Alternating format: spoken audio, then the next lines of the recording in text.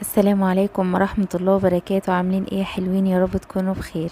هنعمل مع بعض طريقة العاشورة بمكونات سهلة وبسيطة ومن غير اي افتكاسات، وكمان هنعملها بشكل وطعم كريمي.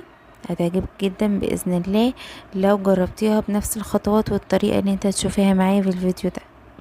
بتحبيها بقى بالمكسرات هتضيفي، بتحبيها سادة مش هتضيفي مكسرات من على الوش زي ما انتي عايزة.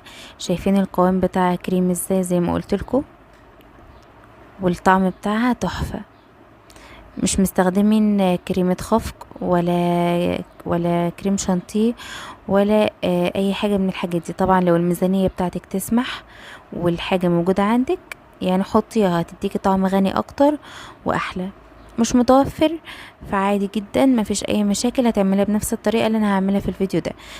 معايا 3 كوبايات من القمح مغسولين كويس جدا، وبديهم غلوة كده على النار مع معلقة من الرز، وبديهم غلوتين كده على النار. بسيبهم 5 دقايق وبعدين بطفي عليهم وبسيبهم في المية بتاعتهم ليلة كاملة في التلاجة، طبعا مش برا التلاجة. بيبتدي ان هو ينفش وتبتدي ان هي تفتح معايا كده. بعد كده بقى هبتدي ان انا ضفت لها كمان كوبايتين من الميه وسبتها تغلي كده كويس جدا على النار، عشان عايزاها تكون زي ما انتوا شايفين كده. هي هنا نزلت النشا بتاعتها، عاوزينها تكون كريمي اكتر من ان هي تكون حب كده ماسك نفسه. زي ما انتوا شايفين كده حبة القمح متفتحة معايا ومستوية كويس جدا.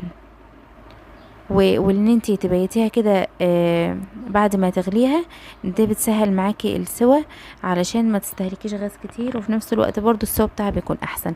انا هنا زي ما قلت عاوزاها كريمية اكتر، فضربت نص الكمية بتاعتي في الكبة كده ضربة واحدة بس، علشان اكون ضامنة ان هي تكون كريمية معايا خالص. شايفين هي كده احنا لسه مضفناش بقى للشا ولا ضفنا لبن ولا اي حاجة. يعني نبتدي ان احنا في الخطوة دي نضيف معايا لتر من اللبن.